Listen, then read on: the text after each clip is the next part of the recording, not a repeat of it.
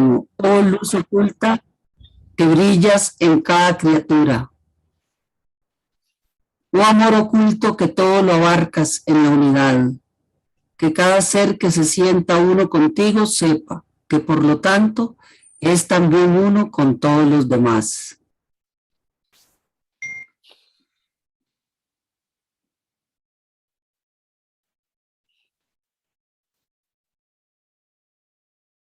Gracias.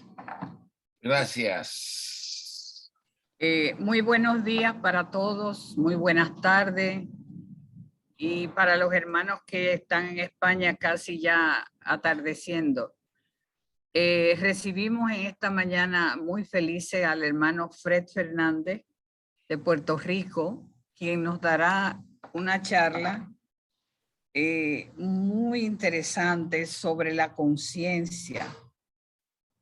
El hermano Fred es un trabajador incansable, con una disposición al servicio muy bella, y nosotros aquí particularmente lo admiramos mucho, lo queremos mucho, y es una alegría, Fred, tenerte en esta tarde con tu charla que lleva por título Los estados de conciencia.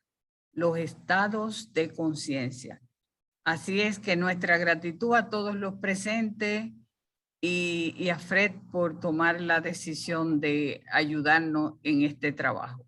Así es que adelante, Fred. El salón y el micrófono es suyo en este momento. Puedes compartir, Fred, por favor.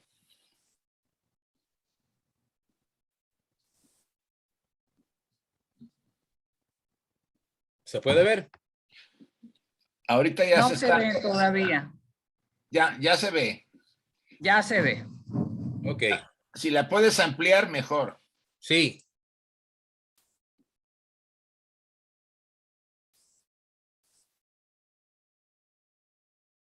Perfecto, Fred.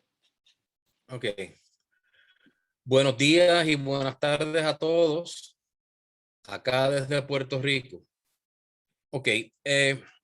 Le voy a pedir disculpas porque yo cometí un error cuando me comuniqué con Magali y no le di el título completo. El título completo es Las escalas y los estados de conciencia.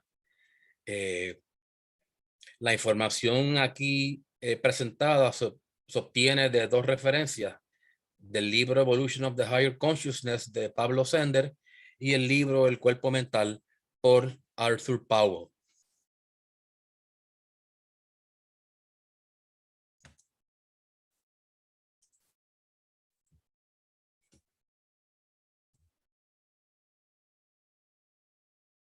Ok. Estaremos considerando en esta charla las tres escalas superiores de conciencia según Madame Blavatsky. Las tres escalas superiores tienen que ver con nuestra conciencia manásica según ésta se manifiesta en los campos de la mente inferior y la mente superior. Las podemos resumir en tres. La primera, pensamiento condicionado por los sentidos, que es manas inferior, y se caracteriza por ser un pensar mecánico y centrado en uno mismo. Segunda, la voluntad manásica o libre albedrío, que es, el autor la define como manas antakarana, y se caracteriza por la percepción volitiva.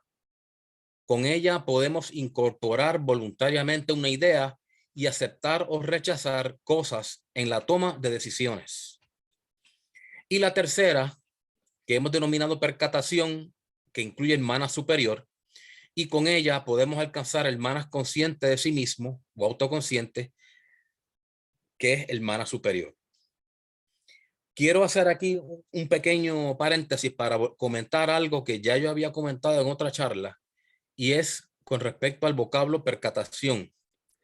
En inglés, esto es lo que se conoce como awareness, pero la definición en español del diccionario de awareness, por lo general, es conocimiento o conciencia, y ninguno de los dos términos honestamente definen lo que en inglés se define como awareness. En español, el vocablo que más se acerca es percatación, Y lo estamos utilizando en este sentido porque entendemos que es lo más preciso. La diferencia fundamental que yo veo entre awareness y consciousness en inglés o percatación y conciencia en español es que la percatación es una virtud o una tendencia o una capacidad absoluta, mientras que la conciencia es una aplicación de esa percatación a un objeto, sea abstracto o sea concreto. La percatación vendría siendo la capacidad de poder ejercer conciencia sobre cualquier objeto, sobre cualquier cosa.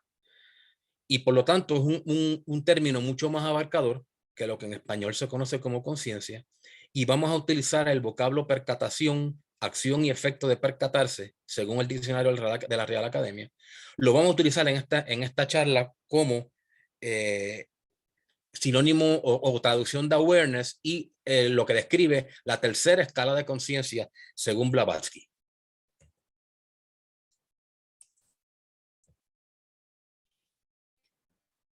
Cuando nosotros operamos en la primera escala, nosotros estamos enredados con nuestras sensaciones, emociones, miedos, deseos y memorias, respondiendo al entorno en una forma un tanto mecánica. Debido a la fuerte identificación con la psiquis, que es la totalidad de las actividades emocionales y mentales de una persona, debido a esta fuerte identificación, no hay acción sino reacción. Si alguien nos trata bien, nuestros actos tenderán a favorecer a esta persona. Si esta misma persona nos trata mal, nuestros actos tenderán a estar en oposición. No importa lo que sea la verdad, lo que esté correcto o sea justo. Cuando vivimos en esta escala de conciencia, nosotros no somos libres para decidir cuál debe ser la respuesta apropiada a las cosas de la vida. Nuestro pensamiento condicionado por los sentidos y aún nuestra percepción de las cosas están influenciados fuertemente por el principio de placer-dolor. En una charla anterior habíamos estudiado cómo es este conflicto entre placer y dolor, la búsqueda del placer y el rechazo del dolor, lo que en realidad da origen a la conciencia, cuando el ego o el yo superior es un bebé que está comenzando a adquirir experiencia. La segunda escala, la de percepción volitiva, es una en donde Manas está luchando por desenredarse de Kama. Aquí comenzamos a tomar control de nuestras respuestas y hay un elemento más profundo de libre albedrío. No actuamos ciegamente como en el caso anterior, sino que somos capaces de considerar o rechazar voluntariamente cualquier idea, emoción o sensación física. Esto significa que nosotros somos capaces de responder cuando fuera necesario, aún de forma opuesta a lo que nuestro ego inferior preferiría. Como vemos, esta escala de conciencia no es necesariamente espiritual, sino más bien una de autocontrol. Sin embargo, cuando esta habilidad es usada para propósitos espirituales, entonces se convierte en una manera de cruzar el puente, el Antakarana, entre lo inferior y lo superior. Aquí pues podemos ver por qué el autor describe esta etapa como de Manas Antakarana, porque presupone el uso del Antakarana, este puente entre la mente inferior y la superior. Cuando nosotros decimos me remuerde la conciencia o a fulano le remordió la conciencia, ese remordimiento de conciencia no es otra cosa que un mensaje que envía el yo superior al yo inferior por conducto de la Antakarana para que lo registre la conciencia que está operando a través del cerebro físico. Y ahí entonces nosotros nos percatamos de que hemos cometido algo que no debimos haber cometido o hemos dicho algo que no debimos haber hecho por este mensaje que nos conduce a escoger a través de ejerciendo el libre albedrío, escoger lo más correcto. La tercera escala es una de apercepción. Este término es definido por el diccionario Merriam-Webster como conciencia propia introspectiva, o también como percepción consciente con plena percatación. Esto es medio enredado. El diccionario de la Real Academia Española lo define como acto de tomar conciencia reflexivamente del objeto percibido. Blavatsky lo utiliza para describir un estado de percepción propia en donde la atención no se enfoca en ningún objeto externo, sino en el acto de percepción en sí. Es el percatarse de que me percato. En inglés, awareness of being aware. En este estado de percepción propia consciente, nosotros nos percatamos de nuestro sentido de ser, así como de los distintos procesos que tienen lugar en nuestro campo de conciencia. De esto surge una acción de entera atención plena que incluye una percatación del que percibe, el yo, la percepción y la cosa percibida. Esto es un estado de libertad en donde la acción correcta fluye espontáneamente porque la conciencia no está siendo influenciada por los elementos cámicos de las emociones bajas. Si queremos esto verlo en términos más simplistas, esto es como usted ser el dirigente y el jugador en un partido a la misma vez. Usted está observando, se está percatando de lo que está pasando y a la misma vez es consciente de los objetos que percata. Las características principales de estas tres escalas las vemos aquí en este cuadro. La primera escala se caracteriza porque es centrado en uno mismo, uno se identifica con el yo inferior y la reacción viene siendo mecánica. La segunda se caracteriza por el autocontrol, en donde existe una dualidad, un conflicto entre el yo superior y el yo inferior, y una lucha interna. Esos dos yoes están en una pugna para ver quién es el que debe prevalecer. Y la tercera se caracteriza por una percatación de sí mismo, no es dual, porque sabemos que el ego es impersonal, y resulta en una acción espontánea porque está actuando el ego sin las limitaciones del kama. Como ejemplo de esta primera escala, para que nosotros entendamos cómo es que nosotros nos identificamos, aun cuando seamos conscientes de que no somos nosotros. Vamos a coger la analogía de una película que usted esté viendo en el cine. En el cine hay unos actores que le están pagando un sueldo por hacer un papel. Usted está sentado en las butacas y usted es consciente de que está viendo una película. Usted es consciente de que eso no es real. Esa es una personificación o una impersonificación de unos hechos. Más sin embargo, todas las cosas que le pasan al protagonista, usted acá en la silla brinca y gesticula y se identifica con el personaje, aún sabiendo que lo que está viendo es una película. Esto es una analogía para que entendamos lo que quiere decir que nos identificamos con el yo inferior, aún a sabiendas. Así de fuerte es esa mente inferior y esas emociones. Vamos a hacer un recorrido por estas escalas. El recorrido por las escalas de conciencia puede suceder de forma natural para aquellos que guían sus esfuerzos mientras mantienen el cuadro completo de las cosas en mente. En el esfuerzo por llevar una vida espiritual, normalmente nosotros comenzaremos yendo y viniendo entre la primera y la segunda escala. Mediante los esfuerzos hechos para dominar los deseos personales y los pensamientos y emociones negativas, nosotros comenzamos a establecernos con más frecuencia en la tercera escala. Esto produce gradualmente cierta libertad de las tendencias kámicas, lo que le permite a la conciencia manásica comenzar a tocar la tercera escala. Mediante el esfuerzo de vivir con percatación, el ir y venir principalmente será entre la segunda y la tercera escala. aunque siempre podremos caer ocasionalmente en la primera. A su debido tiempo, nosotros podremos ser capaces de morar con más frecuencia en la tercera escala, siendo este estado de conciencia cada vez más y más espontáneo.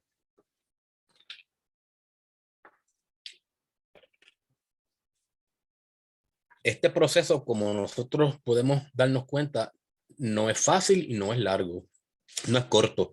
Esto nos puede tomar un sinnúmero de encarnaciones. Nosotros estar fluctuando entre las tres escalas. Ya nosotros como estudiantes de teosofía deberíamos estar ya, estar tocando a la primera escala un mínimo y estar ubicados más entre la segunda y la tercera. Pero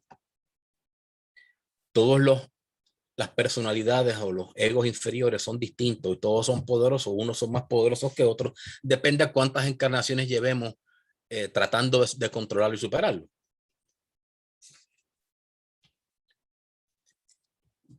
Esta primera escala es en donde nosotros nos encontramos sumidos en el mundo externo y reaccionamos a él mecánicamente. Para pasar a la próxima escala de percepción volitiva, tenemos que comenzar a percatarnos de nuestro mundo interno. Por ejemplo, supongamos que algo nos pasó que produce una respuesta en nosotros, una sensación, una emoción, un pensamiento, algo así. Para evitar ser arrastrados por ella y reaccionar mecánicamente, tenemos primero que notar esta respuesta. A menos que haya cierto grado de percatación, no hay posibilidad de escoger entre aceptar o rechazar esta respuesta. Una práctica útil en este esfuerzo es la del examen propio, la observación propia, interna. Nuestras emociones, nuestros pensamientos me surgen. ¿Por qué me surgen? ¿Qué fue lo que suscitó que surgiera esto en mí? Si no me percato, no puedo actuar de una manera distinta. El esfuerzo por controlar nuestra personalidad, aunque basado aún en la dualidad, produce algunos efectos importantes en nosotros. Primero, trae cierto orden a la psique, debilitando la acción de deseos contradictorios. 2, desarrolla la fortaleza interna, lo que llamamos normalmente fuerza de voluntad. 3, hace que nos demos cuenta de que nosotros estamos por encima de estos pensamientos, emociones y sensaciones que estamos tratando de dominar. Estas tres condiciones son los cimientos sobre los cuales podremos luego construir un lugar de estancia en la tercera escala de apercepción espiritual. Fíjense que aquí nos describen de una manera bien lógica y bien sencilla la secuencia de eventos en ir controlando la personalidad, ir subiendo esas escalas. Aquí en el tercer paso, el hacer esto nos hace que nos demos cuenta de que nosotros estamos por encima de estos pensamientos y emociones. Si nuestra conciencia de vigilia, si nuestra conciencia que ejercemos a través del cerebro físico se da cuenta de que hay algo en mí que a mí no me gusta, comenzamos a ir fortaleciendo el aspecto del yo superior sobre el yo inferior en esa lucha de dualidad. ¿Por qué? Porque el que está observando no es el mismo que está actuando. En la etapa de yo percatarme de lo que me está pasando a mí internamente. ¿Y quién está observando? Pues tenemos que deducir que está observando el yo superior o el ego. La importancia de esto, según nos plantea el autor, es que vamos entrando en nuestra conciencia de vigilia el hecho de que somos una dualidad y que yo voy a favorecer el aspecto superior de esa dualidad. Eso es uno de los, para mí, de los elementos más importantes de este conflicto. ¿Cómo podemos comenzar a ir ascendiendo estas escalas de autocontrol? Primero, notar el comienzo de una respuesta interna dada. El primer paso es esforzarse en notar el inicio de una respuesta interna dada. Esto es importante porque una vez la reacción o el estado de ánimo se ha establecido con fuerza, se hace mucho más difícil no ser vencido por él. Al principio de nuestros esfuerzos, nosotros nos daremos cuenta de nuestras reacciones luego de ellas haber ocurrido. Esto no nos debe desanimar. Con un esfuerzo continuo en esta dirección, la percatación vendrá en medio de la reacción. Aunque esto ya es muy tarde como para controlarla con éxito, sin embargo, resulta en un paso hacia adelante. Eventualmente, las reacciones se notarán en sus comienzos y entonces se nos abrirá la puerta para su control. Esto de notar el inicio, fíjense qué hubiese pasado en la historia si cuando la guerra de Troya, los troyanos no introducen dentro de las murallas el caballo que dejaron los griegos. Si lo hubiesen dejado fuera, ¿les hubiese pasado lo que les pasó? No. Lo entraron y resultó que ese caballo adentro tenía unos soldados griegos que de noche salieron, abrieron las puertas, entró el ejército y liquidaron a Troya. Una vez ya está dentro, es muy difícil controlarlo. Por eso aquí nos hacen mucho énfasis en notar el inicio y tratar de cortarlo ahí en el inicio. No seguir recreando la emoción o el pensamiento porque lo vamos a seguir fortaleciendo.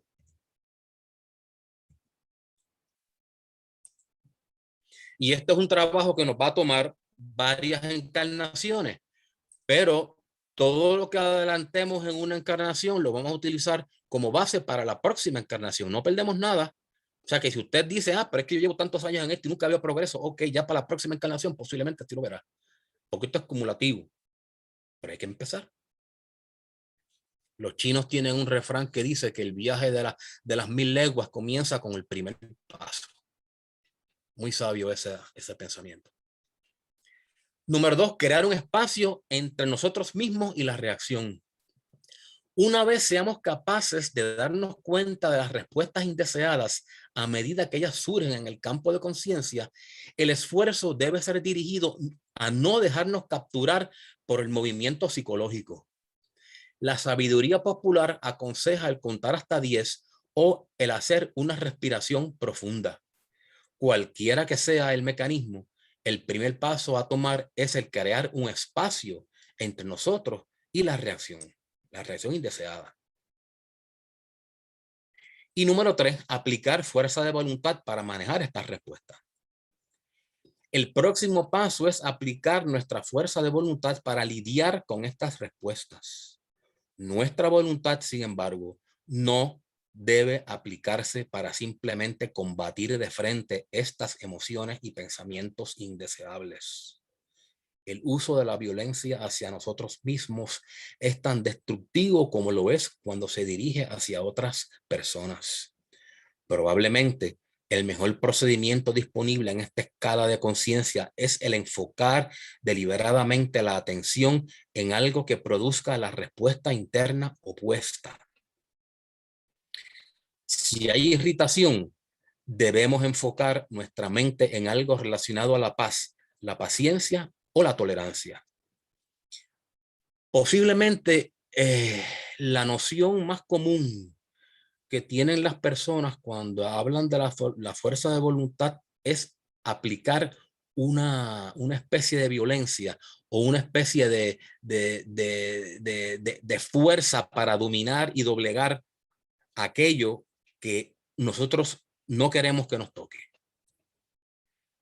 Es como si usted está en alta mar y viene una tormenta, usted tratar de esforzarse en retener la vela contra el viento.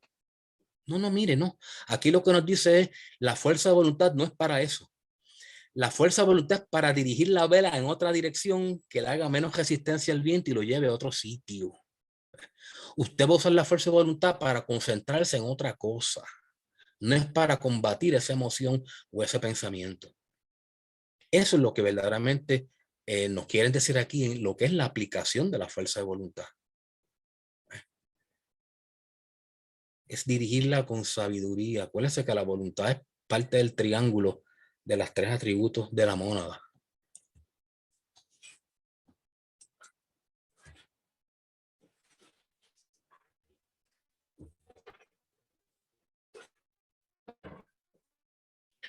Este estado de control no necesariamente está vinculado a la percepción espiritual. Sin embargo, el esfuerzo hecho para controlar las reacciones genera un espacio entre nuestra percatación y la reacción y despierta el poder de voluntad silente que nos, perdón, que nos permite librarnos de caer enredados en dicha reacción. Esto nos lleva al desarrollo gradual de un sentido más profundo de ecuanimidad. Fíjese que esa palabra yo la pongo en un distintivo porque, como estamos viendo, la ecuanimidad es imprescindible para nosotros acallar lo inferior y permitir que nuestro aspecto superior pueda tomar el control y manifestarse en nuestra conciencia de vigilia. A medida que perfeccionamos esta destreza, la ecuanimidad, va habiendo cada vez menos lucha contra los estados internos indeseados. Cuando somos capaces de mantenernos percatados de la reacción sin ser arrastrados por ella, podemos entrar en un estado más espiritual donde el elemento principal no es la lucha por el control, sino simplemente la percatación en sí. En esta tercera escala de conciencia que nosotros comenzamos, es en esta escala de conciencia que nosotros comenzamos a ser capaces de retirarnos a nuestra ciudadela más allá del alcance de las reacciones y acondicionamientos personales. Esto nos lleva a un nivel más profundo de conocimiento propio, la percatación de nuestra propia naturaleza impersonal, la habilidad de poder mirar nuestras reacciones personales con imparcialidad es el fundamento de la escala de apercepción espiritual. Repetimos, la habilidad de poder mirar nuestras reacciones personales con imparcialidad es el fundamento de la escala de apercepción espiritual.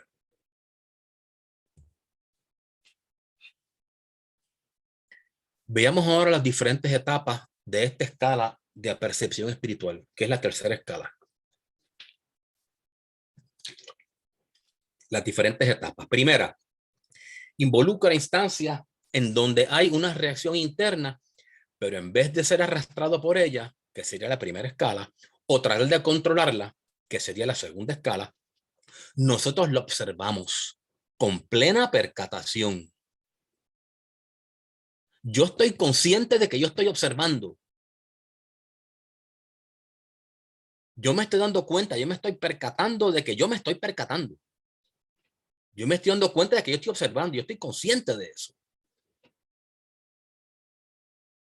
Por eso es que percatarse de que me estoy percatando. Hacemos esto sin envolvernos en ninguna lucha, sin hacer ningún intento por cambiar o manipular lo que estamos observando. Dejamos que nuestros pensamientos y emociones sigan su curso internamente, todo bajo el ojo observador de una percatación desapegada. Es este estado de percatación como tal y no ninguna acción de nuestra parte lo que traerá orden a la conciencia. Esto yo creo que es bien importante. Que este estado de percatación como tal y no ninguna acción de nuestra parte es lo que va a traer orden a la conciencia. Esta etapa podemos considerarla como centrada en uno mismo, en el sentido de que toda la atención de uno está siendo absorbida por el proceso de observación de la actividad psicológica. En la siguiente etapa de la tercera escala, estamos hablando, uno se percata de los estados internos, pero no se encuentra inmerso completamente en ellos. Cuando nos damos cuenta del surgimiento de una respuesta interna indeseada, uno es capaz de simplemente descartarla. Aquí estamos utilizando una fuerza de voluntad silente. No tratamos de manipular el estado actual, sino el mantenernos internamente separados de él. aunque percatados del movimiento psicológico. Yo doy un paso atrás, pero te sigo observando. Yo no dejo de observarte. La percatación es constante. Por ejemplo, nosotros podemos ser conscientes de un sentimiento de ira, pero podemos ser capaces de continuar con nuestras actividades sin preocuparnos al respecto, considerando dicho sentimiento de ira como una especie de ruido presente en nuestro campo de conciencia. Esto sería como si accidentalmente nos golpeamos un brazo contra los muebles de la sala, pero seguimos con nuestras labores, percatados de la molestia, pero sin permitir que toda nuestra atención se vuelque hacia ella y nos afecte nuestras acciones. Al principio de nuestra práctica en esta dirección, sería más fácil comenzar trabajando sobre esto con reacciones a cosas menores que nos puedan ocurrir durante el día. Entonces, gradualmente, podemos extender esta práctica a otras áreas de mayor reto. Esto no es fácil, mi gente, esto no es fácil. Y esto uno que esté consciente de eso vuelve y cae. Y nos puede tomar 1, 2, 3, 4, qué sé yo, cuántas encarnaciones, dependiendo lo que ya hayamos caminado y cuánto esfuerzo le pongamos en el presente. Nos va a tomar tiempo. No vamos a derrotar a este enemigo fácil. Eso tenemos que ponerlo en mente, porque si tenemos prisa nos desanimamos y pensamos que esto no funciona, o pensamos que esto es muy grande, este es muy fuerte para mí, yo no puedo bregar con esto. Sí podemos, ¿cómo no? En la última etapa nosotros desviamos nuestra atención a los estados internos al yo, a quien estos estados ocurren. Es aquí, usando una frase de Krishnamurti, que el observador se convierte en el observado. Al dirigir nuestra atención al que está observando, nos percatamos de un puro estado de ser, la yoidad, que está detrás de toda actividad psicológica. Cuando nosotros transferimos nuestra atención al que está observando, nos estamos percatando de nuestra yoidad, de nuestro ego, porque es el que está detrás de todo. Acuérdense que la conciencia viene del ego, del yo superior. Un fragmento de ella se manifiesta a través del cerebro, pero el resto de la conciencia la retiene el ego, que tiene su vida en su plano independientemente de la vida de la personalidad abajo. Recapitulando las 3 etapas de la tercera escala. Número 1, observación de los estados internos. Número 2, descartar los mismos, seguir adelante sin prestar atención. Y 3, desviar la atención al que está observando. No es fácil, no es fácil, pero este es el camino. Vamos ahora a hablar un poco de los estados de conciencia. Como una ayuda para que entendamos cómo movernos de una escala a otra, nos puede ayudar el que examinemos los 4 estados de conciencia descritos en el hinduismo y lo apliquemos. En La Voz del Silencio, Blavatsky nos dijo: los 3 estados de conciencia son Jagrat, la vigilia, Svapna, el soñar, y Susupti, el estado de dormir profundo. Estas 3 condiciones yogas llevan a la 4ª, el Turiya, aquel que está más allá del estado sin sueños, el que está por encima de todo, un estado de elevada conciencia espiritual.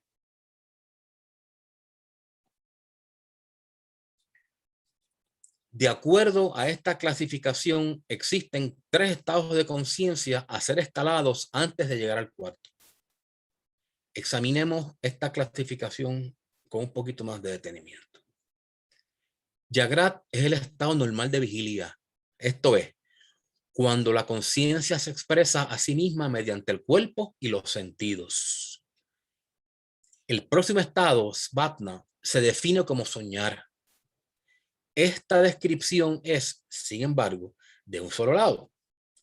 La misma está basada en lo que le sucede en el plano físico, en lo que sucede en el plano físico mientras la conciencia está en este estado. Esto es, cuando una persona está en Svapna, vemos que su cuerpo está dormido y soñando. Pero de acuerdo con las enseñanzas teosóficas, soñar no es meramente una sucesión de imágenes y sentimientos que aparecen en la mente de forma involuntaria. Cuando el cuerpo está durmiendo, la conciencia va a un plano superior en donde ella lleva a cabo su propia actividad. No olvidemos esto.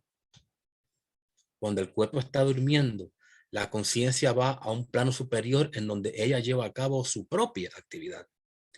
Lo que nosotros llamamos sueños son con frecuencia los recuerdos fragmentados de las experiencias de conciencia mientras ésta estuvo activa en el campo psíquico.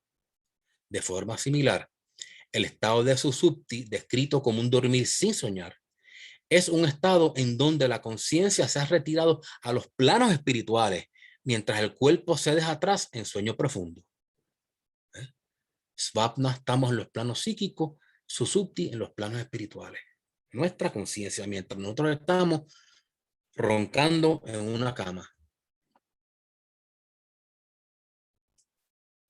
En este punto de la evolución, la mayoría de las personas pueden retener cierta percatación de los primeros estados, vigilia y sueño.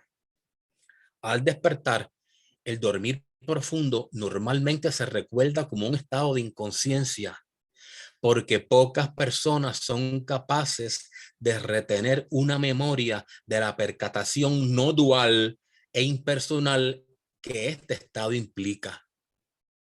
Vamos a ver más adelante por qué. Blavatsky relaciona estos 4 estados de conciencia con los principios humanos que están actuando como vehículos de conciencia en cada caso. Resumimos. El estado de conciencia vigilia, el vehículo que está operando como vehículo de conciencia es el cuerpo físico. En el estado de soñar, el vehículo de conciencia es kama manas. En el estado de dormir profundo, el vehículo de conciencia es buddhi manas. Y más allá de esto, que sería Turiya, el vehículo de conciencia es Atma Buddhi.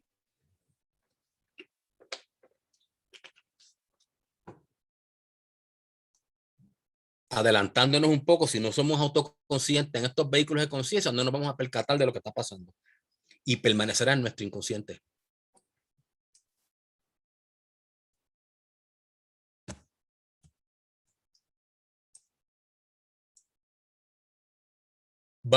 Podemos caracterizar estos 4 estados de conciencia de la siguiente forma. Jagrata es el estado bajo el cual nos percatamos de los objetos y las acciones externas. Todo lo que está a nuestro alrededor, incluyendo nuestro cuerpo. Svapna, estado bajo el cual nos percatamos de los objetos internos, emociones, pensamientos, imágenes, memorias e ideas. Susupti, estado de percatación sin objetos. Percatación silente. ¿Por qué silente? No es meramente porque no haya ruidos físicos externos, sino porque no haya ruidos internos en nuestra mente. Esta avalancha de pensamientos inútiles que abarrotan nuestra mente, ese ruido, tenemos que silenciarlo si queremos entrar en susupti, en esta percatación sin objetos.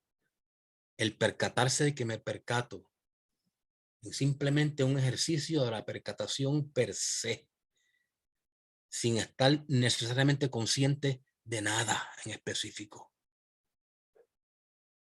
La percatación es lo que da origen a la conciencia. La conciencia podemos verlo como percatación aplicada a un objeto, sea abstracto o sea concreto, pero una aplicación presupone una limitación.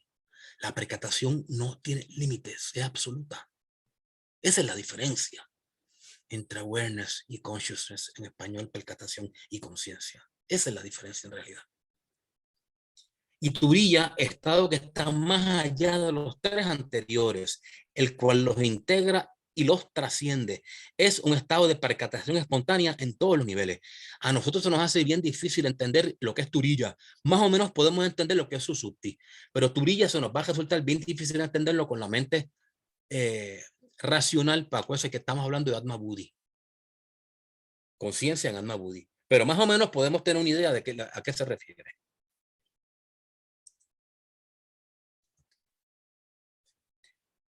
Es importante notar que los términos de estos 4 estados de conciencia son relativos para la mayoría de nosotros.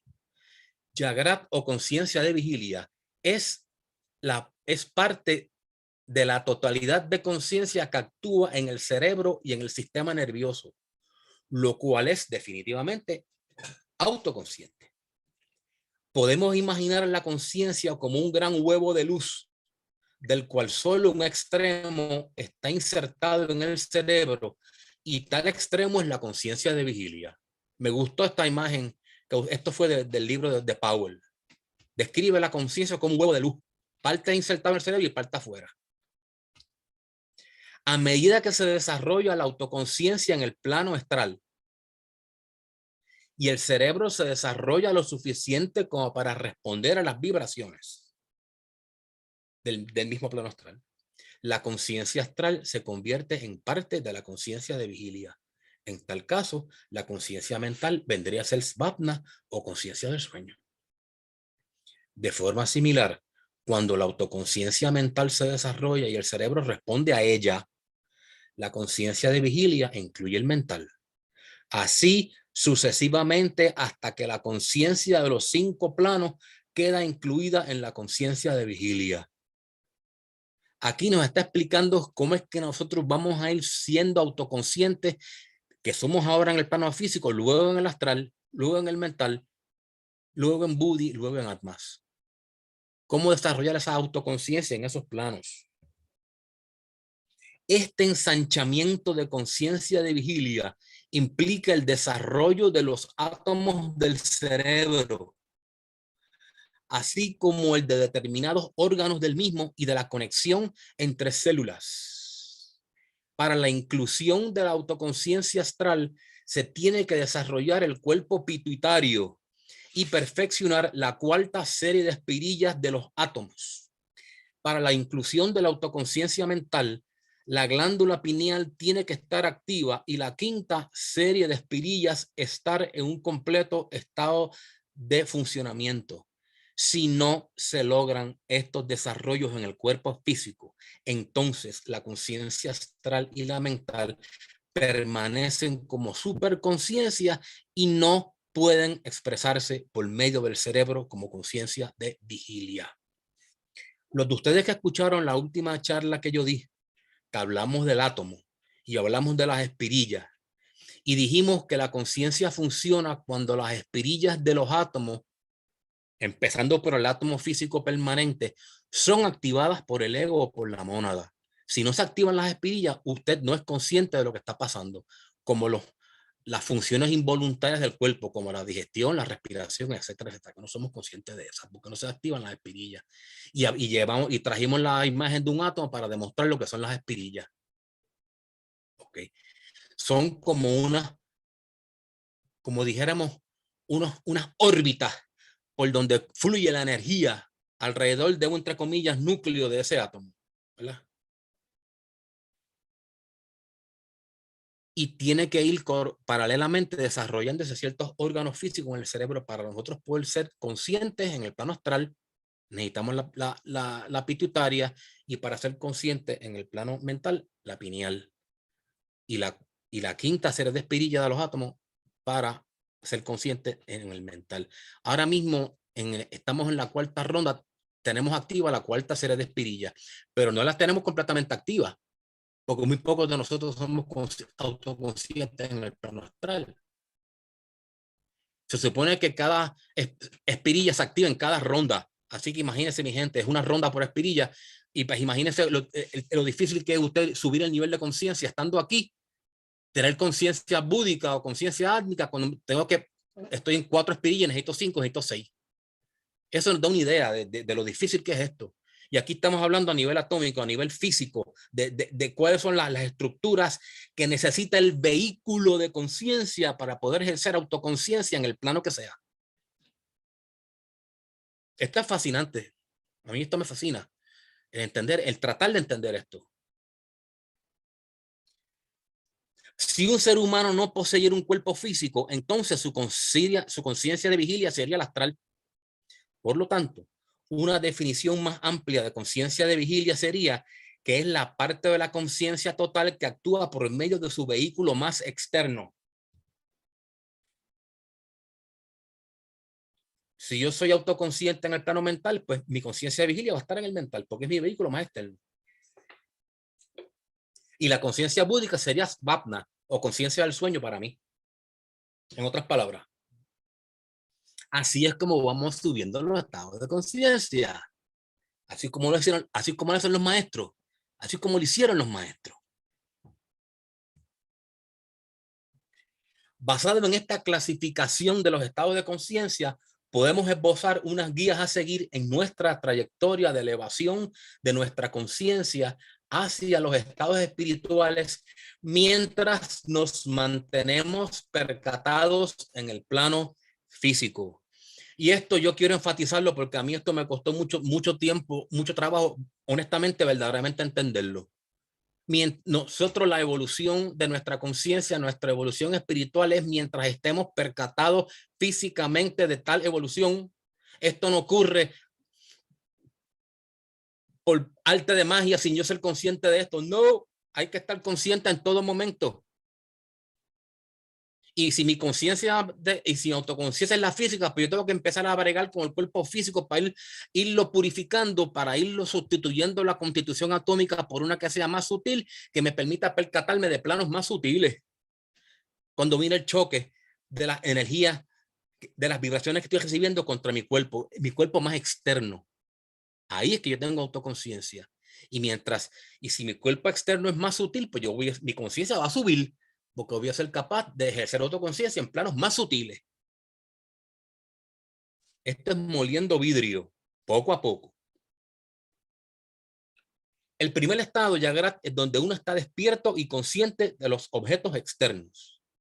Debemos notar, sin embargo, que muchas veces nosotros no estamos verdaderamente despiertos durante nuestra vida en vigilia. Nuestra atención se distrae constantemente y es condicionado, por tanto, por todo tipo de sensaciones, pensamientos, memorias, etc. Nuestro primer paso en nuestra práctica espiritual es el de estar verdaderamente despiertos en nuestra vida diaria. Esto es tener conciencia plena, lo que en inglés llaman mindfulness, de cualquier cosa que hagamos en el plano físico, en vez de reaccionar a la vida mecánicamente o perdernos soñando despiertos. Se ha escrito mucho acerca de esto de mindfulness. Se han escrito libros, hay personas extraordinarias que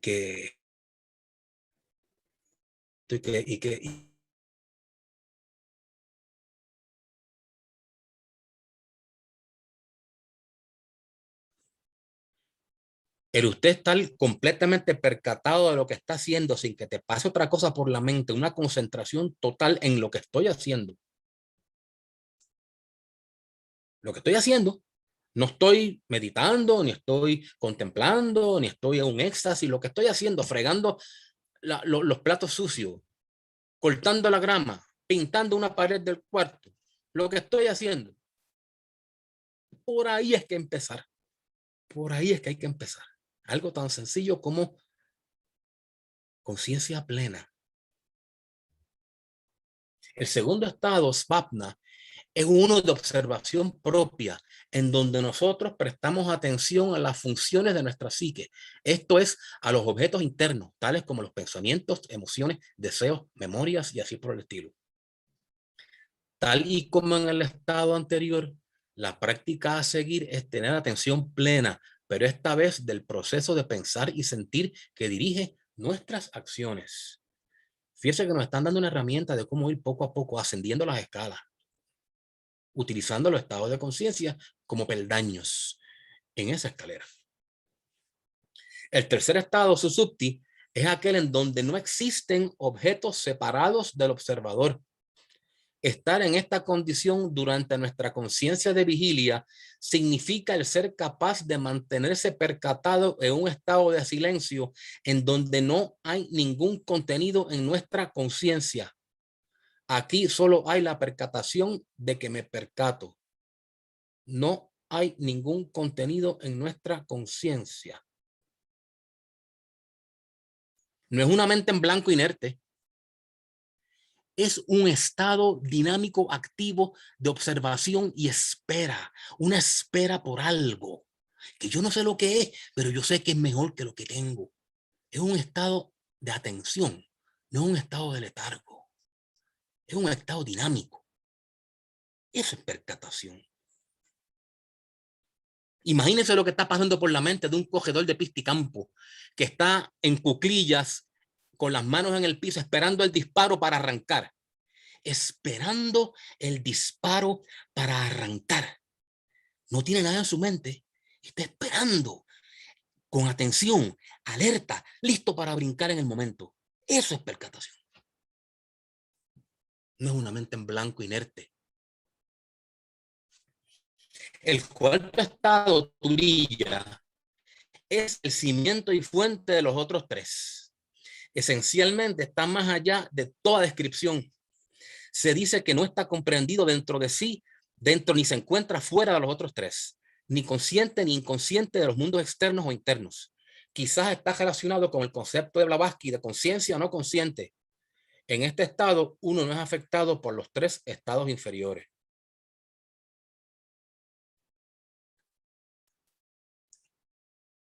Yo intenté y desistí de romperme la cabeza tratando de entender Turiya porque no lo vamos a poder entender con la mente racional. Blavatsky lo describe como una conciencia no consciente. Trabaje sobre ese concepto y llega a su propia conclusión de lo que es conciencia no consciente. Eso es Turiya. A medida que vamos poniendo en práctica estos estados en nuestra vida diaria y nos convertimos en capaces de experimentarlos, nosotros encontraremos que estos estados de conciencia se alternan unos con los otros, aparentando que son excluyentes en sí mismos. Esto quiere decir que en nuestro esfuerzo por percatarnos de los procesos internos, que sería Svapna, encontraremos que resulta difícil el mantener una atención plena sobre nuestras acciones, Jagrat o viceversa. De la misma manera, podemos en algún punto mantenernos percatados de nosotros mismos silenciosamente, susupti, pero solo durante la meditación contemplativa, no cuando estemos completamente inmersos en alguna actividad física o psicológica. En resumidas cuentas, uno está en un estado o en otro.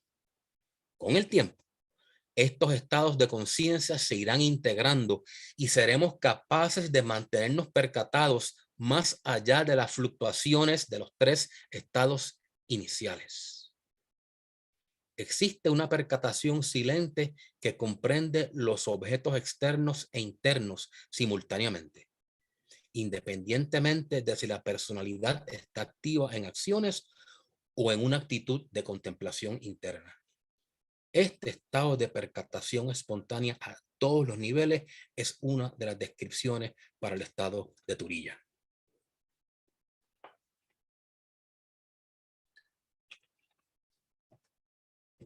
Acuérdense que el estado de Turiya presupone el comenzar a ser autoconsciente en el plano Atma Buddhi. Vamos a resumir. Con esto terminamos. En este punto en la evolución, la mayoría de las personas tienen su asiento de conciencia a nivel del pensamiento concreto o pensamiento guiado por los sentidos. Su percatación incluye los campos de y por debajo de la mente inferior. Esto es, los pensamientos, manas inferior, las emociones, kama, la vitalidad, prana, y las necesidades físicas. Para aquellas personas que no están interesadas en llevar una vida espiritual, el proceso de pensar está relacionado con la búsqueda de gratificación en estos niveles. Esta es la primera escala de conciencia, la de percepción manásica inferior, donde lamentablemente se encuentra la inmensa mayoría de la humanidad, buscando el placer y rechazando el dolor mecánicamente. Y esa es mi única preocupación. Ser feliz y no sufrir. a medida que sentimos atracción por lo espiritual, nos percatamos de que nuestros pensamientos pueden ser buenos o malos, positivos o negativos.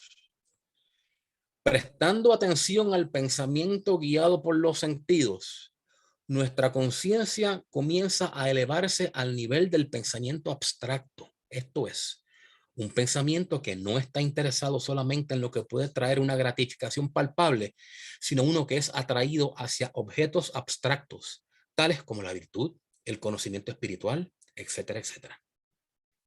Eventualmente, a medida que vamos creciendo en esta dirección, llegamos a un punto en donde existe en nosotros un yo que se opone a los pensamientos no deseados y alimentando aquellos que son buenos.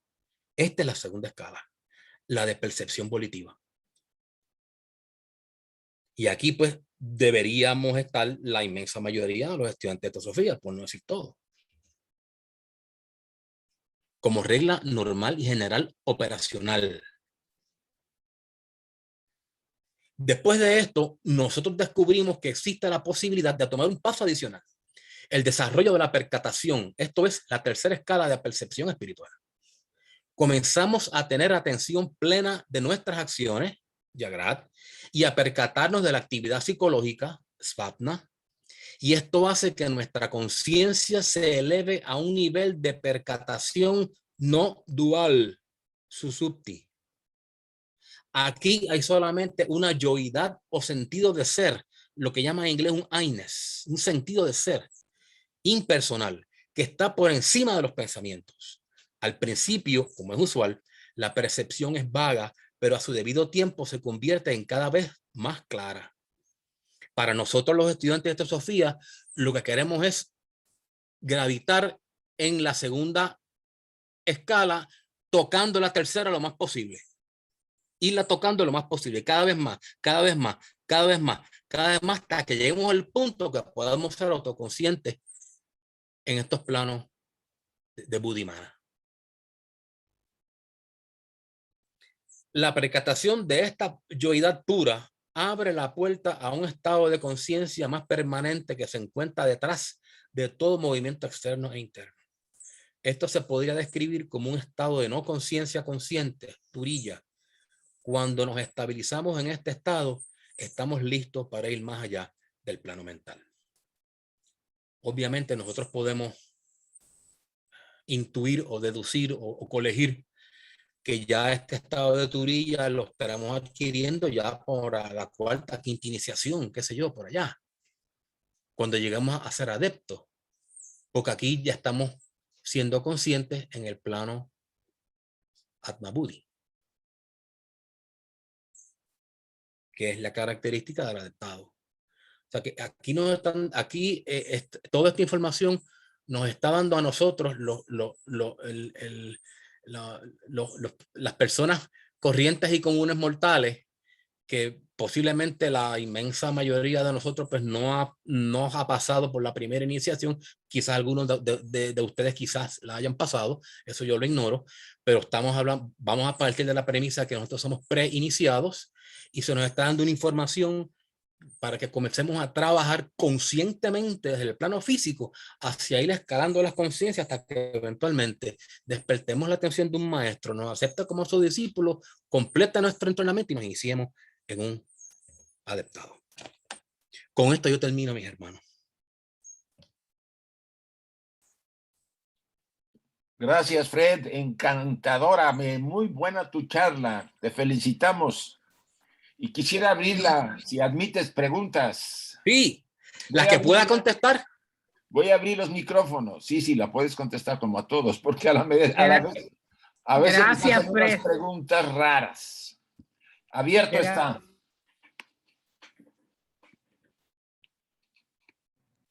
Gracias, Fred, por tu trabajo. Excelente. Muy bueno. Sí, muy bueno.